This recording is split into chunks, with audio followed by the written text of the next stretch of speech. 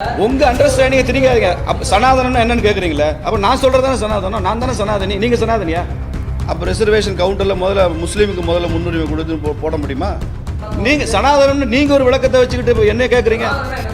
சனாதனம் இந்து மதம், இந்து தர்மம், Hindu way of life. Stalin வீட்டுக்கு வருது சனாதன் பத்திரிகை, கேளுங்க. துர்காக்காக்கு வருது, வெங்கடேசன் எழுதி அனுப்புங்க, அடுத்த ட்வீட்ல போடுவாங்க. நீங்க எப்படி சார் விளக்க முடியும்? சனாதனத்தை ஏத்துக்காதவங்க எது சனாதனம் நீங்க கிடையாது. நீங்க அப்படி கற்பனை பண்ணிக்கிட்டீங்கன்னா யார் புரிஞ்சுக்கிறோம்? ரீடிஸ்ட்ரிபியூஷன் ஆஃப் வெல்த்னா என்னன்னு சொல்லுங்க, அதுக்கப்புறம் பேசுவோம். சொல்லிருக்கல விளக்கம் அப்படித்தானே கொடுக்குறாங்கல்ல.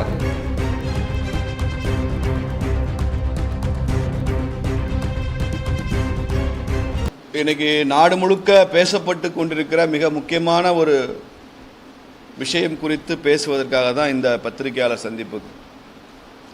சென்ற ஞாயிற்றுக்கிழமை ராஜஸ்தானில் மாண்புமிகு பிரதமர் அவர்கள் பேசிய பேச்சை ஒரு சர்ச்சைக்குரியதாக காண்பிக்க காங்கிரஸ் கட்சி முயற்சித்திருக்கிறாங்க, இந்தி கூட்டணி முயற்சி செய்திருக்கிறது. காங்கிரஸ் கட்சி தனது அறிக்கையில் ரீடிஸ்ட்ரிபியூஷன் ஆஃப் வெல்த் அப்படின்னு ஒரு விஷயத்தை சொல்லியிருக்கிறாங்க. அதுக்கு என்ன அர்த்தம்னு அவங்க சொல்லவில்லை. ரீடிஸ்ட்ரிபியூஷன் ஆஃப் வெல்த்னா செல்வத்தை மறு விநியோகம் செய்தல். ஏன்னா கவர்மெண்ட் ப்ராப்பர்ட்டியை மறு விநியோகம் செய்ய போகிறாங்களா, இல்லை காங்கிரஸ் கட்சியினுடைய சொத்து? நேஷனல் ஹெரால்டுங்கிறது காங்கிரஸ் கட்சியினுடைய பத்திரிகை. அந்த பத்திரிகையை தான் குடும்ப சொத்தாக மாற்றி கொண்டார் சோனியா காந்தி அம்மையார்னு அவங்க மேலே எஃப்ஐஆர் இருக்குது. இப்போ பெயிலில் இருக்காங்க. அவங்க ஆன்டிசிபேட்டரி பெயில் வாங்கி தான் இப்போ வெளியில் இருக்காங்க, ராகுல் காந்தி சோனியா காந்தி. அந்த வழக்கில் குடும்ப சொத்தாக கட்சி சொத்தையே மாற்றிக்கிட்டவங்க இன்னைக்கு பல குடும்பங்களின் சொத்தை எடுத்து யார் யாருக்கெல்லாமோ தாரை வார்க்கிறோம் அப்படின்னு சொல்லியிருக்கிறாங்க. அதை பற்றி பிரதமர் மிக கடுமையாக ரியாக்ட் பண்ணியிருக்கிறார். அதை கம்யூனலாக சித்தரிக்கவும் முயற்சி செஞ்சிருக்கிறாங்க. ஒரு வகுப்புவாத கண்ணோட்டத்துடன் காங்கிரஸ் செயல்படுகிறது. இதை முற்றிலுமாக கண்டிப்பதற்கு தான் இந்த பத்திரிகையாளர் சந்திப்பு. பிரதமர் மிகச் சரியான தருணத்தில் இந்திய மக்களை எச்சரித்திருக்கிறாரு. இது முதல் முறை இல்லை. இது ஏதோ மாவோயிஸ்ட் தீவிரவாதிகள் பேசுகிற மாதிரி இருக்கு காங்கிரஸ் கட்சி பேசுறது. ரீடிஸ்ட்ரிபியூஷன் ஆஃப் வெல்த்னா இந்த பழைய சினிமாவில் பார்ப்போம், யாரோ ஒரு ஹீரோ மாதிரி ஒருத்தர் வருவார், ஒரு வீட்டை கொள்ளையடிச்சு இந்த ஏழைகளுக்கு கொடுக்குறேன்னு. இந்த ராபின்ஹுட் படம் மாதிரி ராபின்ஹுட் ரோல் பண்ண போகிறாங்களா என்னன்னு தெரியல.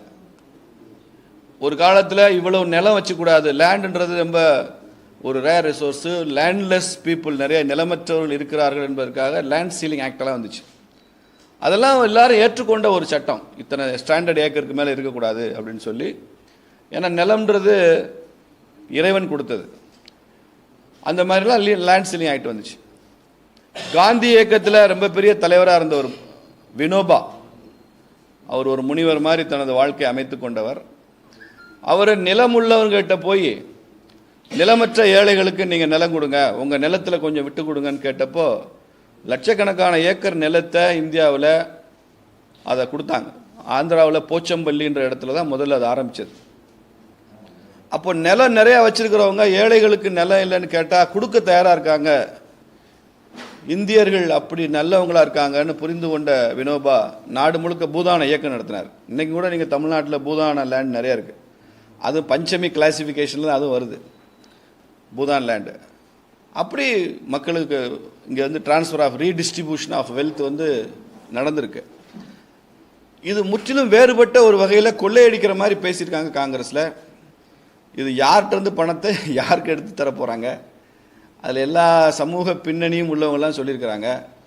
அப்போ அந்த சமூகங்களில் இருக்கக்கூடிய பணக்காரங்களுடைய வெல்த் எடுத்து யாருக்கு தருவாங்க? இதெல்லாம் தெளிவற்ற ஒரு குழப்பமான நிலை, ஒரு அராஜகமான ஒரு பேச்சு காங்கிரஸ் கட்சியில். இதை முற்றிலுமாக பாரதிய ஜனதா கட்சி சார்பாக நம்ம அதை கண்டிக்கிறோம். 2006 மன்மோகன் சிங் அவர்கள் பிரதமராக இருக்கும்போது தேசிய வளர்ச்சி கழகம் கூட்டம் நினைச்சது, நேஷனல் டெவலப்மெண்ட் கவுன்சில் கூட்டம். அந்த கூட்டத்தில் மன்மோகன் சிங் பிரதமராக இருக்கும்போது அவர் பேசிய உரை, அவர் யாராவது எழுதி கொடுத்தவர் பேசியிருப்பார், அவராக பேசுகிறவர் இல்லை. இந்த நாட்டினுடைய நேஷனல் ரிசோர்ஸஸில் ஃபர்ஸ்ட் ப்ரியாரிட்டி முஸ்லீம்களுக்கு இருக்குன்னு பேசினார்.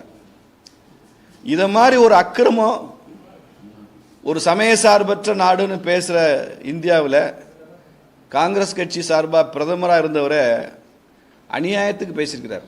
இதை மாதிரி ஒரு தரந்தாழ்ந்த அக்கிரமமான ஒரு செயல் இருக்க முடியாது. நேஷனல் ரிசோர்ஸஸில் எப்படி முஸ்லீம்ஸ்க்கு எப்படி ஃபர்ஸ்ட் ப்ரியாரிட்டி வரும்?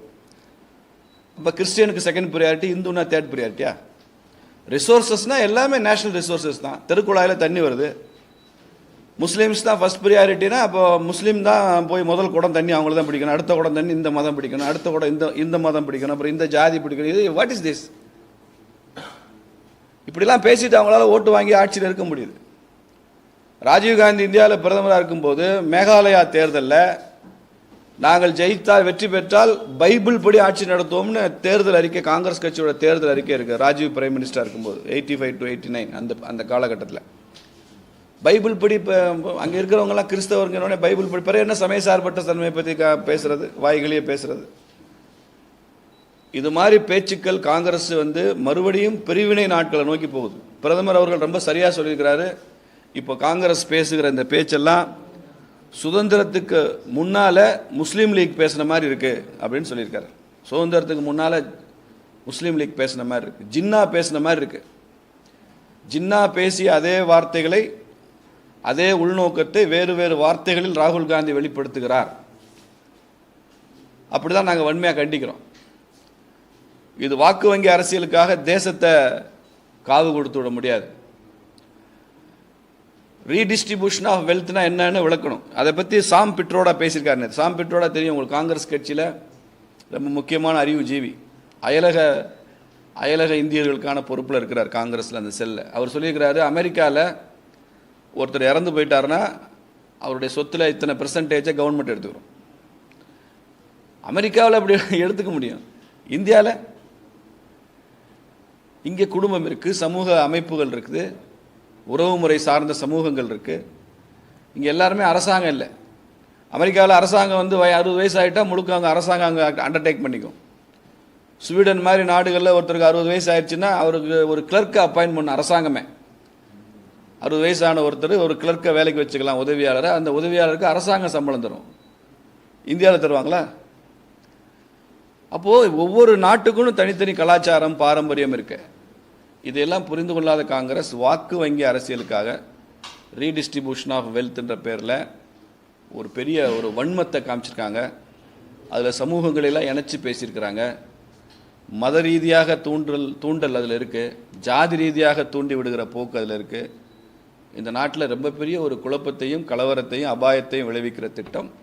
அதை பிரதமர் அவர்கள் பொருத்தமான நேரத்தில் கண்டிச்சிருக்கிறாரு. பாரதிய ஜனதா கட்சி சார்பாக இன்று தமிழ்நாடு முழுக்க ஆங்காங்கே ஊடக சந்திப்பு நடத்தி இதை பற்றி பேசணும், காங்கிரஸை கண்டிக்கணும் அப்படின்னு சொல்லியிருக்கிறார். அதனால் மதுரையில் இன்னைக்கு காங்கிரஸை கண்டித்து இந்த ஊடக சந்திப்பு தேவை என்றால் தேர்தல் முடிந்த பிறகு காங்கிரசினுடைய உள்நோக்கத்தை இன்னும் அம்பலப்படுத்துவது மாதிரியான நிகழ்வுகள் தொடரும். முஸ்லீம் சொன்னாரா? எங்கே சொன்னார்? அவனும் பயன்படுத்த, நீங்க ஏன் பயன்படுத்துறீங்க சார்? பிரதமர் முஸ்லீம்கள்னு வார்த்தை பயன்படுத்தினாரா? நீங்க மூலினா நீங்க சார் காது தொட்டு பார்க்குறீங்க? மூலினா நீங்க ஏன் காது தொட்டு பார்க்குறீங்க? குழந்தை பெற்றுக்கிறத பற்றி பேசுனா உடனே முஸ்லீம்னு நீங்க தான் முடிவு பண்ணுங்க. நீங்க தான் கம்யூனல் மீடியா. காங்கிரஸ் மாதிரியே கம்யூனல் இருக்கக்கூடாது. முஸ்லீம்கள்ன்ற வார்த்தையே மோடி அவர்கள் எங்கேயுமே பயன்படுத்தலையே. நீங்க அதுக்கு உள்நோக்கம் கற்பிக்கிறீங்க.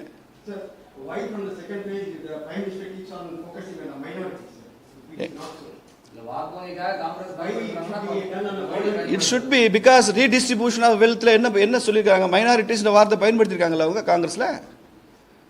First access, first priority to national resources is Muslims அப்படின்னு மன்மோகன் சிங் ஏன் பேசினாரு? அது தப்பு இல்லையா? அப்போ எந்த ஊடகமாவது மன்மோகன் சிங் அப்படி பேசக்கூடாது. சமய சார்பற்ற நாடுகளில் முஸ்லீம்களுக்கு என்ன முன்னுரிமை, கிறிஸ்தவனுக்கு என்ன முன்னுரிமை, இந்துக்கு என்ன, எல்லாருக்கும் தான் முன்னுரிமை. துக்ளக் ஷோ அதை பற்றி கண்டிச்சு ஒரு கட்டுரை எழுதினார் மன்மோகன் சிங் பேசினதை. ரயில்வே ஸ்டேஷனில் போய் டிக்கெட் ரிசர்வ் பண்ணுறோம். ரிசர்வேஷன் கூட ஒரு நேஷனல் ரிசோர்ஸ் தான். அப்போ ரிசர்வேஷன் கவுண்டரில் முதல்ல முஸ்லீமுக்கு முதல்ல முன்னுரிமை கொடுத்து போட முடியுமா? அதுக்கப்புறம் கிறிஸ்டியன், இந்து இல்லை இந்து அல்லது கிறிஸ்டியன், இப்படி ரிலிஜன் அடிப்படையில் போட முடியுமா? What is this? ஒரு நான்சென்ஸ் பாலிடிக்ஸ் பண்ணிக்கிட்டு இருக்கிறாங்க காங்கிரஸில். அதை கண்டிக்கிறதுக்கு யாரும் முன் வரல இந்தியாவில். நீங்க வியாக்கியானம் கொடுக்காங்க சார். பிரதமர் யாரை சொல்றாருன்னா கேள்வி கேளுங்க, அவர் பதில் சொல்லட்டும். நீங்க முஸ்லீம்களை சொல்றாருன்னு ப்ரீ செட் நோஷனோட பிரைம் மினிஸ்டருடைய ஸ்டேட்மெண்ட்டை நீ கொஸ்டின் பண்ணக்கூடாது. யாரை சொல்றாரு? நீங்க முதல்ல முஸ்லீம் சொன்னீங்க. இன்ஃபில்ட்ரேட்டர்ஸ் அண்ட் குழந்தை பெற்றுக்கிறவங்க கிறிஸ்டியன் அதிகம் குழந்தை பெற்றுக்கலையா, இந்துக்கள் பெற்றுக்கலையா, இல்ல ஜாதி ரீதியாகவும் பல சமூக குழந்தை பெற்றுக்கலையா? நீங்க குழந்தை பெற்றுக்கிறாங்கன்னு சொன்ன உடனே நீங்க முஸ்லீம்னு எடுத்துக்கிறீங்க. முஸ்லீம் இல்ல.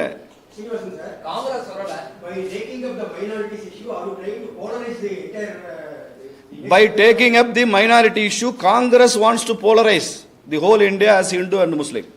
What Jinnah did pre-independence period, that Rahul Gandhi is doing now. It's not our intention. முன்னால ஹிந்து இந்தியா முஸ்லீம் இந்தியான்னு பிஃபோர் ஃப்ரீடம் பிரிச்சாங்க. அந்த வழியில் நீ காங்கிரஸ் போகுது. சுதந்திரத்துக்கு முன்னால முஸ்லீம் லீக் என்ன செஞ்சாங்களோ அதை நீ காங்கிரஸ் பண்ணுது. which should not be. வயநாட்டில் நீங்க நிக்கலாம் சார், உங்களுக்கு மைனாரிட்டி ஓட்டு இருந்தால் தான் ஜெயிக்க முடியும் நிலைமை உங்களுக்கு இருக்கலாம். அதுக்காக தேசத்தை காவு கொடுத்துட்டு வயநாட்டில் ஜெயிக்க கூடாதுல்ல சார். சொத்தை எடுத்து கொடுக்குற மாதிரி என்ன அர்த்தம் சொல்லுங்க? ரீடிஸ்ட்ரிபியூஷன் ஆஃப் வெல்த்னா என்னன்னு சொல்லுங்க, அதுக்கப்புறம் பேசுவோம். சொல்லிருக்கல விளக்கம் அப்படித்தானே கொடுக்குறாங்கல்ல சார். ரீடிஸ்ட்ரிபியூஷன் ஆஃப் வெல்த்துக்கு விளக்கமே காங்கிரஸ் கட்சி அப்படித்தான் கொடுக்குறாங்க. சாம் பிட்ரோட என்ன சொல்லிக்கிறார் இன்னைக்கு? எடுத்து எல்லாரும் கொடுக்கணும், அதுல எஸ்சி எஸ்டி ஓபிசி மைனாரிட்டி இப்படிலாம் பிரிக்கிறாங்க. அப்புறம் யார்கிட்ட எடுக்க போறீங்க? யார்கிட்ட எடுக்க போறீங்க? யார்கிட்ட இருந்து சார் எடுக்க போறீங்க நீங்க? ரீடிஸ்ட்ரிபியூஷன் ஆஃப் வெல்த்னு என்ன அர்த்தம்? ஒரு பொண்ணு 100 பவுன் நகை வச்சிருக்காங்க, ரீடிஸ்ட்ரிபியூஷன் பண்ணி 100 பவுனுக்கு மேல வைக்க கூடாது. நம்ம மோடி ஐயா அதை குறிப்பிட்டிருக்காரு. இப்போ 100 பவுனுக்கு மேல எடுத்துட்டீங்க. 110 பவுன் வச்சிருக்கிற ஒரு பெண்மணிகிட்ட வந்து 10 பவுன் நகை எடுக்கிறீங்க, அதை யார்கிட்ட கொடுக்க போறீங்க சொல்லுங்க? முதல்ல ரீடிஸ்ட்ரிபியூஷன் ஆஃப் வெல்த்னா என்ன பெரிய அக்கிரமமா ஒருத்தன் பேசிட்டு இருக்காங்க. Constitutional guarantee sir, fundamental right to possess assets. சொத்துரிமை என்பது அடிப்படை உரிமை. அதுல ஏதாவது மாற்றம் வரணும்னா அது கான்ஸ்டிடியூஷன் அமெண்ட்மெண்ட்ல வரணும். அதை எடுத்து யாருக்கா கொடுப்பேன்னு என்ன அர்த்தம்? பிரைம் மினிஸ்டர் 2006 இருந்து இதை கோரலேட் பண்றாரு. நேஷனல் டெவலப்மெண்ட் கவுன்சில்ல மன்மோகன் சிங் பேசினதுல இருந்து கவுண்ட் பண்ணி இது ஒரு சீக்வன்ஸ், இது ஒரு ஆர்டர் இருக்கு, இது காங்கிரஸுக்கு ஒரு பேட்டர்ன் இருக்குன்னு சொல்றாரு. அதுக்கு பதில் சொல்லுங்க.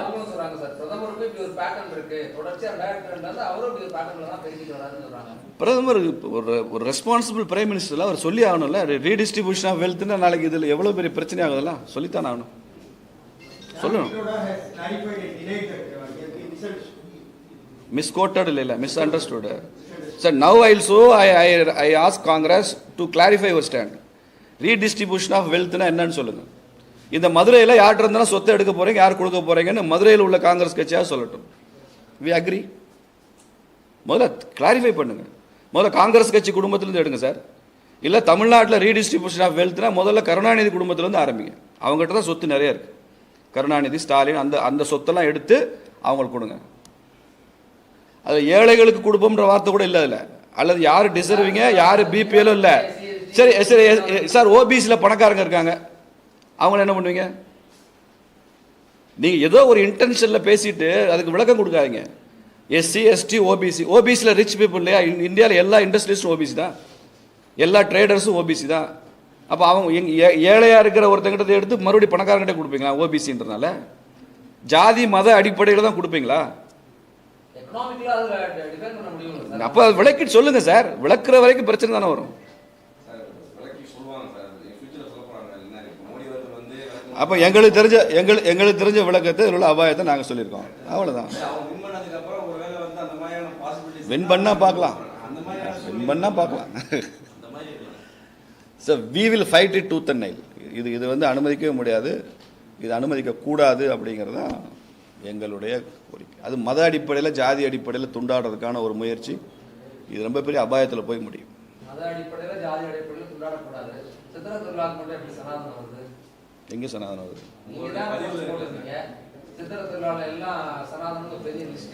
சனாதனம் தானே அது. சித்திர திருவிழா சனாதனம் இல்லாம வேற எது சனாதனம்? என்ன சனாதனம்? அழகரை தூக்கிட்டு ஊர் ஊரா போற சனாதனம் இல்லையா?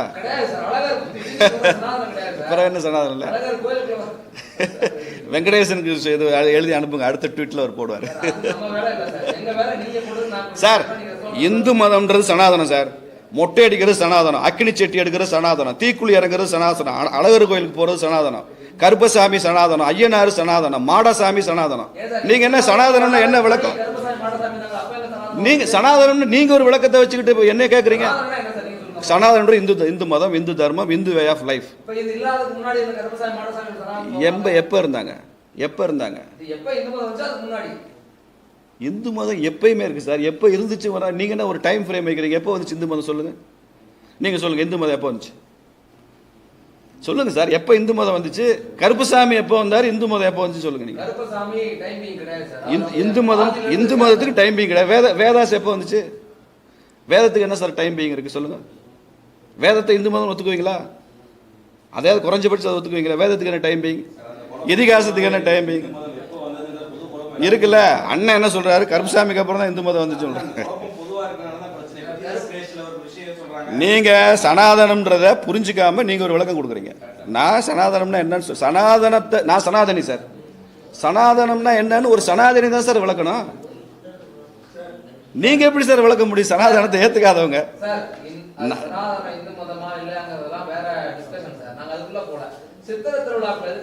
சித்திரை திருவிழாவும் சனாதனமும் இன்செப்பரபிள். சனாதனம் தான் சித்திரை திருவிழா, சித்திரை திருவிழா தான் சனாதனம். நான் தான் எல்லாமே சொல்லிட்டேனே.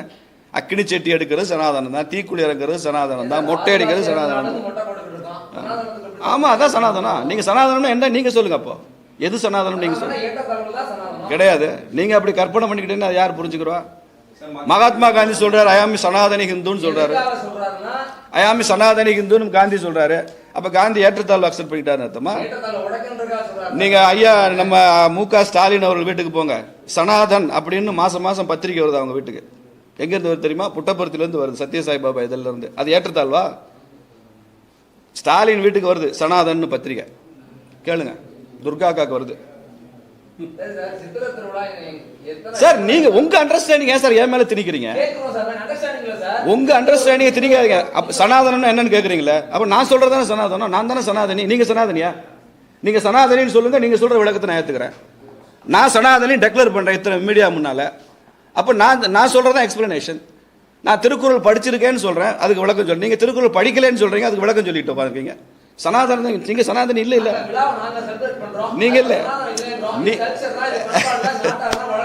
நாட்டார் வழக்கு நல்ல வழக்குலாம் இல்ல. சாமி கும்பிடுறது அழகர் என்ன எதுல வர்றாரு? அது அழகர் எதுல வர்றாரு? 108 வைணவ திருத்தலங்கள் அழகர் கோயில் வருதா வரலையா? அது சனாதனமா இல்லையா? 108 வைணவ திருத்தலங்கள்ல அழகர் கோயில் இருக்கா இல்ல? திருமாலிருஞ்சோலையை பத்தி எத்தனை ஆழ்வார்கள் பாடியிருக்காங்க? ஆழ்வார்கள் பாட்டு சனாதனமா இல்லையா? அந்த அழகர் தானே மீனாட்சி கல்யாணத்துக்கு வர்றாரு. மீனாட்சி கல்யாணம் சனாதனமா இல்லையா? அவர் தானே ஆத்துல இறங்குறாரு, குதிரை வாகனத்தில் இறங்குறாரு. எல்லாம் சனாதனம் தான்.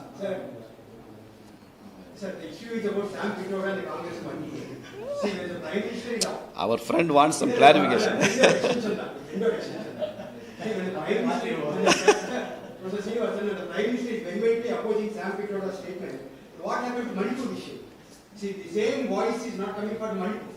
This has nothing to do. மணிப்பூரில் ஒரு கிரைம் நடந்திருக்கு. அந்த கிரைமில் சம்மந்தப்பட்டவங்க அரெஸ்ட் ஆயிருக்காங்க. இன்றைக்கி அவங்களுக்கு பெயில் கூட கிடைக்கல. யாரெல்லாம் நீங்கள் சொல்கிற அந்த கிரைமில் இன்வால்வ் ஆனவங்கன்னு அரசாங்கம் எஃப்ஐஆர் போட்டுருக்கு. அத்தனை பேர் ஜெயிலில் இருக்காங்க, நான் பெயிலபிள் இருக்காங்க. இன்னும் கூட பெயில் வரல. ஒரு அரசாங்கம் என்ன பண்ண முடியுமோ அதை தி பெஸ்ட்டாக பண்ணியிருக்காங்க. இதில் என்ன இருக்குது? மணிப்பூர் இஷ்யூக்கு சம்மந்தமே இல்லை. தே ஆர் நான் பெயிலபிள் ஜெயில் சார்.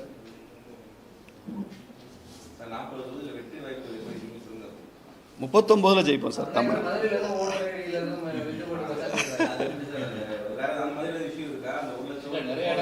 இருக்கு நிறைய இடங்கள் டெலிட்டட் லிஸ்ட். நாங்கள் அதை பற்றி ஆய்வு செய்யறதுக்கு ஒரு குழு போட்டிருக்கோம். எங்கெங்கெல்லாம் ஓட்டர்ஸ் லாஸ்ட் மினிட்ல டெலிட்டடோ அவங்களெல்லாம் போய் சந்திச்சுட்டு இருக்காங்க கட்சிக்காரங்க. என்ன பின்னணி என்னன்றதை பற்றி விரைவில் ஒரு அறிக்கை வெளியிடுவோம் மதுரை பாராளுமன்றத்தில்.